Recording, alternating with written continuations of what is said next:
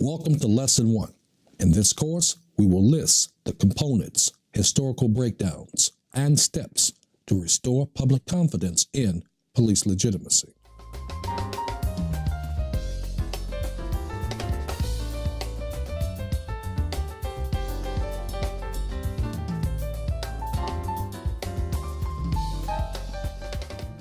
Like any profession of the public sector, law enforcement serves a legitimate purpose.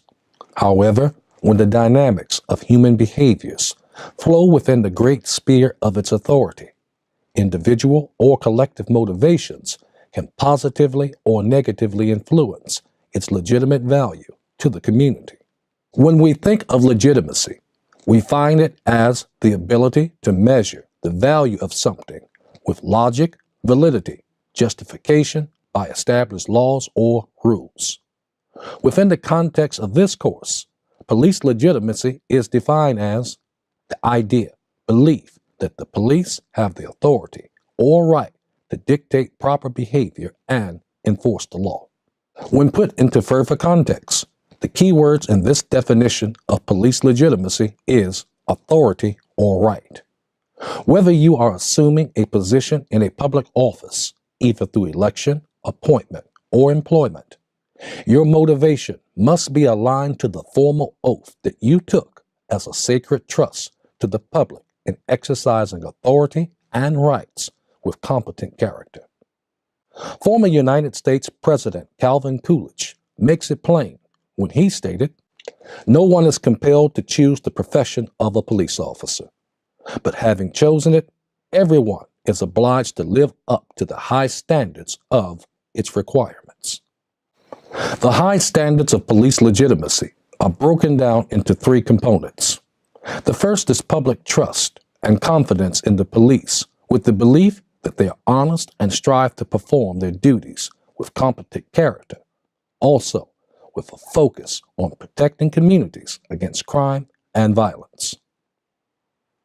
Second, police legitimacy is rooted in a voluntary willingness or a sense of obligation and responsibility of the public to accept police authority.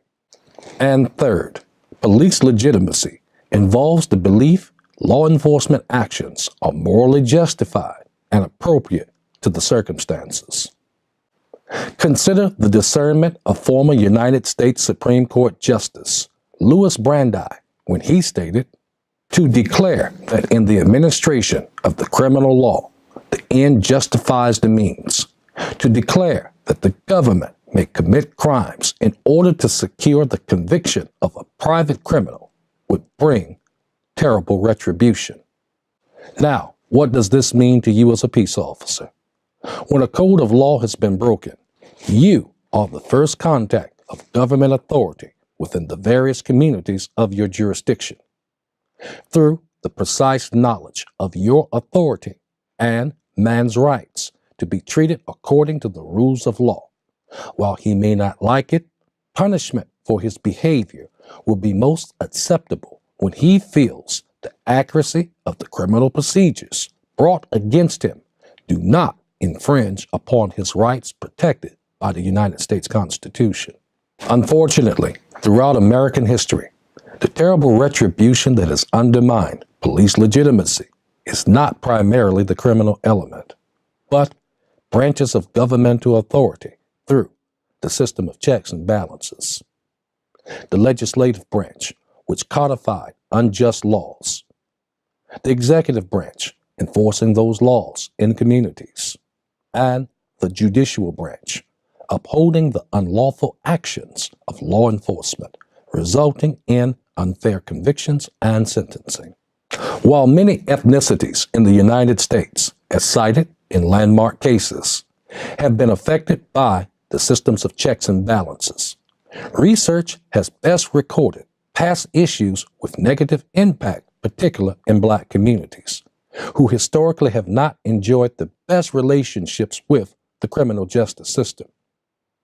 The documented mistrust of local, state, and federal authorities can be traced to the colonial period of slave patrols and slave codes, where the police power was used to enforce involuntary servitude, racial superiority, and later, fugitive slave laws. In the period of Reconstruction, when members of the Ku Klux Klan became active in every branch of legislative, executive, and judicial government to restrict the newly gained rights and progresses of freedmen through black codes. In the era of segregation, where the police power was used to intimidate or suppress even the most basic human rights through Jim Crow or separate but equal laws. In the modern era, where stereotypes and biases have resulted in serious pattern and practices of racial profiling and unjustifiable uses of force. Most damaging are mixed messages from governmental authorities and how to treat suspects in police custody. Unfortunately, in the timeline of these events, the majority of dedicated law enforcement officers who choose to exercise the positive definition and mission of police legitimacy are overshadowed by the few. Those who take up generational adopted behaviors develop into occupational arrogance, where the law enforcement officer, regardless of his actions being lawful or illegal, believes his authority cannot and should not be challenged or questioned.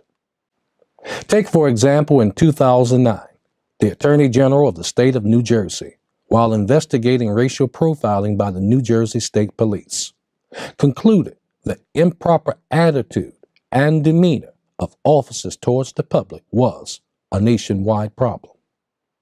Taking the most appropriate steps towards restoring police legitimacy, in 2016, the Attorney General's office issued a law enforcement directive establishing a community law enforcement affirmative relations continuing education institute. The order directs law enforcement agencies at every level to incorporate training to enhance police community relations. Similar, in 2016, Georgia's governor issued a similar law enforcement reform training program to build relationships with communities through mandatory continuing education. Now, candidly speaking, regaining the trust of communities is not going to be found in a program of the month or initiative of the year, simply to pacify the public. My generation inherited a system of law enforcement during the era of get tough on crime, which led to mass incarceration and mandatory sentences, which were deemed by higher courts later as unconstitutional. Am I excusing criminal behavior? Absolutely not. My commitment as a retired sheriff's office manager and instructor trainer is to show you the way past those particular mistakes. When you incorporate the spirit of this course into the daily performance of your duties, I feel certain citizens of your communities will begin to see you in the rhythm of police legitimacy and procedural justice. So, just how can you, as an individual officer, further influence trust and police legitimacy?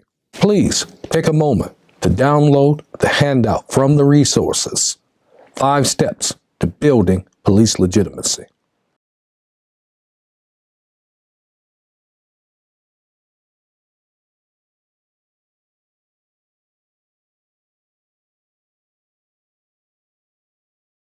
Number 1, maintain lawful operations, ensuring your actions are consistent with the rules of law. Number 2, keep approaches neutral, providing service according to the facts and circumstances.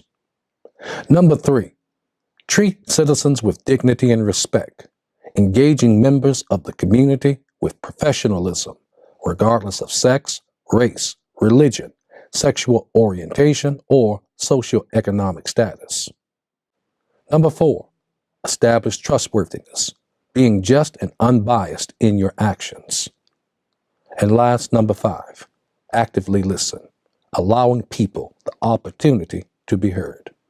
When you put these 5 steps into real-time performance, people are more likely to obey the law when they believe that those who are enforcing it have authority and right that is perceived as legitimate. Finally, in the move towards transforming the organizational culture towards police legitimacy. We reflect upon the ancient yet timely wisdom of Plato, who stated, "In a republic that honors the core of democracy, the greatest amount of power is given to those called guardians. Only those with the most impeccable character are chosen to bear the ability of protecting the democracy." In summary, we have defined police legitimacy and historical events that have eroded community trust. We have also discussed reform measures various states have implemented to restore community relations. And last, we have listed 5 steps you can incorporate into your own behavior and performance to influence police legitimacy. In Lesson 2, we will list the principles and tactics of procedural justice for developing effective cases through the rules of law.